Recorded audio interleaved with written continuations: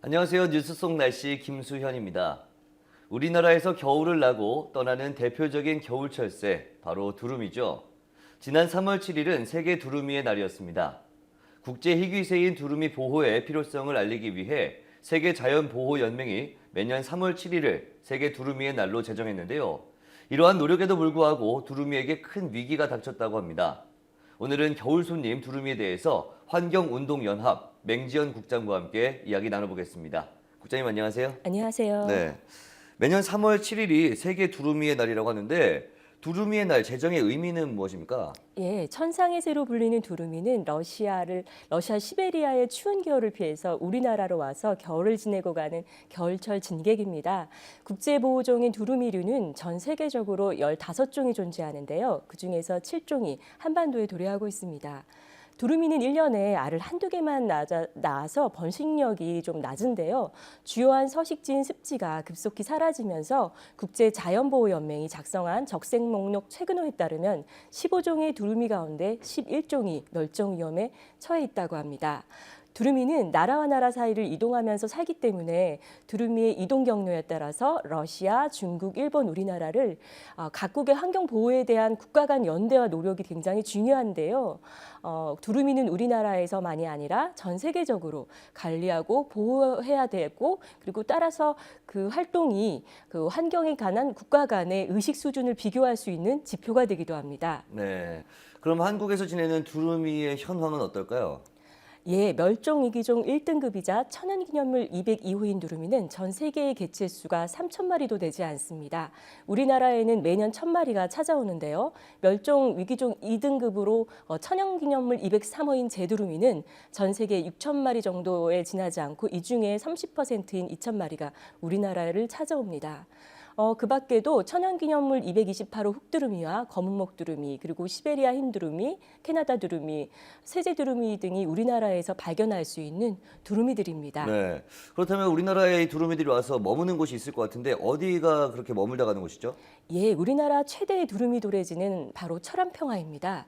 이는 우리나라가 국제적으로 아주 유일한 분단 국가라서요. 우연히 생겨나게 된 비무장지대의 넓은 농경지가 예민한 성격의 두루미에게는 시야가 확보된 안정적인 서식지를 제공하고 있기 때문입니다. 네. 두루미는 낮에는 먹이터인 논에서 그리고 밤에는 여울이나 하천과 같은 물가에서 잠자리를 가지는 특징이 있습니다.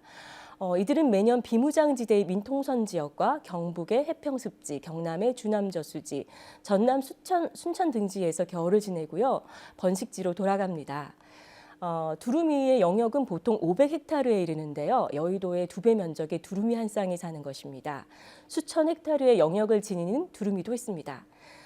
두루미는 덩치가 크면서 동시에 깃털이 눈에 그 색깔이 잘 띄기 때문에요. 두루미는 대개 흰색이나 잿빛을 띠고 있습니다. 두루미, 검은 꼬리 두루미, 그리고 아메리카 흰 두루미, 시베리아 흰 두루미는 그런 흰색 두루미는 깃털이 희기 때문에 주로 광활한 습지에서 번식을 합니다. 반면에 흑두루미는 검은목 두루미가 대표적인데요. 천적이 눈에 잘 띄지 않기 위해서 어두운 빛을 띠는데 주로 작은 습지나 숲에서 둥지를 틀고 사는 습성이 있습니다. 한국에서 겨울철 먹이를 주로 추수하다가 남은 쌀의 낙곡이라든지 그리고 개천에서 사는 무척추 동물, 페류나 갑각류 등과 같은 먹이를 먹고요. 미꾸라지, 옥수수 등을 먹는 아주 잡식성의 특성을 가지고 있고요. 그리고 강화나 새만금 지역의 그 갯벌에서 월동하는 두루미는요, 망둥어나 개의 먹이가 주 먹이입니다. 제두루미에 비해서 육식성 먹이를 선호하는 편입니다. 번식지에서는요, 습지에서 이용이 가능한 어류나 폐류, 그리고 무척주 동물, 우렁이 같은 거, 그리고 또 양서 파충류나 소형 포유류 등의 다양한 동물을 먹이로 하고 있습니다. 네, 그렇군요. 그런데 이런 두루미가 한국에서 이 환경 위기에 맞고 있다고 들었습니다. 어떤 거죠? 네, 동아시아의 생태적 공존의 상징인 두루미의 서식 환경은 갈수록 악화되고 있습니다. 특히 한반도의 두루미는요, 인간의 간섭으로 인해서 벼랑 끝에 몰린 위기의 상태인데요. 우리나라 최대의 두루미 도래지인 철원평화는요, 경원선 복원 사업으로 인해서 위기에 처해 있고요. 연천의 두루미 서식처는 군남댐 담수로 인해서 물에 잠겨버리게 되었습니다. 그리고 이 먹이터인 농경지가요 매년 늘어가는 비닐하우스 그리고 인삼밭에서 사용하는 농약 등으로 인해서 감소하고 있고요. 민통성 일대의 두루미 서식지는 특히 위기에 처해 있습니다. 뿐만 아니라 김포나 파주의 한강 중류 그리고 중류의 그 하천 정비 사업으로 인해서 위기에 처해 있고요. 한강 하류의 신도시들이 확대됨에 따라서 한강 하구의 제두루미 역시 먹이터를 잃어버리게 되었습니다. 그래서 더 이상 머무를 수가 없게 된 상황입니다. 달성 습지나 해평 습지의 흑두루미도 4대강 사업과 무분별한 도로 건설로 내쫓기고 있고요.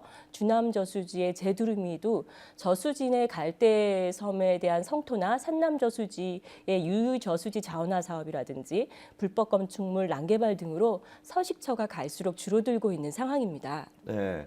그렇다면 이제 좀 중요한 게 우리나라에서 이 두루미를 보존할 수 있는 방법들이 어떤 것들이 있느냐 하는 거거든요. 어떤 것들이 있을까요? 예, 국가 간 이동성 대형 조류인 두루미의 보존을 위해서는요, 국가적 차원의 보존 관리 계획이 필요하다고 봅니다. 환경부라든지 문화재청에서 국토교통부나 철도청 그리고 지자체, 수저항 공사와 협력해서 이 위기에 빠진 두루미를 구하기 위한 방법을 모색해야 할 때입니다. 예. 지금 이런 활동을 하지 않고 방치한다면 우리 미래 세대의 아이들은 천상에 새인 두루미를 아마 박물관에서밖에 볼 수가 없을 겁니다.